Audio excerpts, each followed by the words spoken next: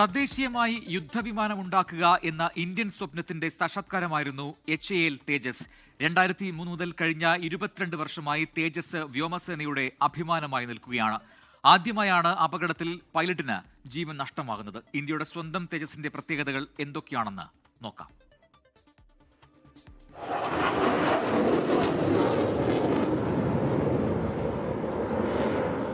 2001 Hindustan aeronautical limited തേജസിന്റെ സാങ്കേതിക വിദ്യ അവതരിപ്പിക്കുന്നത്. 2 വർഷങ്ങൾ കൂടി കഴിഞ്ഞ് 2003 പരിഷ്കരിച്ച ഡിസൈനുമായി തേജസിന്റെ ആദ്യത്തെ പ്രോട്ടോടൈപ്പ് വെഹിക്കിൾ HAL പുറത്തിറക്കി. ശേഷം വീണ്ടും 8 വർഷം കാത്തിരിക്കേണ്ടി വന്നു തേജസ് വ്യോമസേനയ്ക്ക് കൈമാറാൻ. 2011 ആയുധങ്ങളില്ലാതെ ഉപയോഗിക്കാനുള്ള അനുമതി വ്യോമസേനയ്ക്ക് ലഭിച്ചു. ശേഷം 2015 ജനുവരി 17 ആദ്യത്തെ സ്ക്വാഡ്രൺ വ്യോമസേനയ്ക്ക് നൽകി. 45 വിമാനങ്ങളായിരുന്നു സ്ക്വാഡ്രണിൽ ഉണ്ടായിരുന്നത്.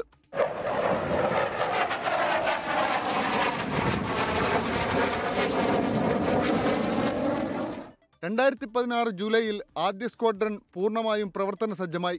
ആയുധങ്ങൾ ഉൾപ്പെടെ വഹിക്കാൻ സാധിക്കുന്ന തരത്തിൽ പരിഷ്കരിച്ച തേജസിനെ 2019 HAL അവതരിപ്പിച്ചു. ഡെൽറ്റ വിംഗ് ഫൈറ്റർ പ്രത്യേകതകളും പ്രാദേശികമായി വികസിപ്പിച്ചെടുത്ത രൂപകൽപ്പനയുമാണ് തേജസിന്റെ പ്രത്യേകത. മാർക്ക് 1 എന്ന ആദ്യത്തെ വേരിയന്റ് പിന്നീട് മാർക്ക് 1A എന്ന വേരിയന്റിലേക്ക് അപ്ഗ്രേഡ് ചെയ്തു. ഇലക്ട്രോണിക് യുദ്ധ സംവിധാനങ്ങളാണ് പുതിയ വേരിയന്റിന്റെ പ്രത്യേകത.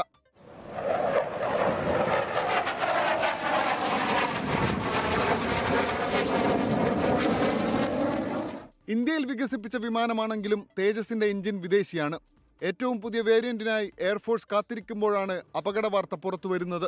ഇത് 2ാം തവണയാണ് തേജസ് വിമാനം തകർന്നു വീഴുന്നത്. കഴിഞ്ഞ വർഷം രാജസ്ഥാനിലെ ജയ്സാൽമീറിൽ ഒരു ഹോസ്റ്റൽ കോമ്പൗണ്ടിൽ തേജസ് തകർന്നു വീണിരുന്നു.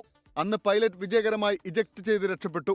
പൈലറ്റിന് രക്ഷപ്പെടാൻ കഴിയാതിരിക്കുന്ന ആദ്യത്തെ അപകടമാണ് ഇന്ന് ദുബൈയിൽ നടന്നത്. Research desk 24.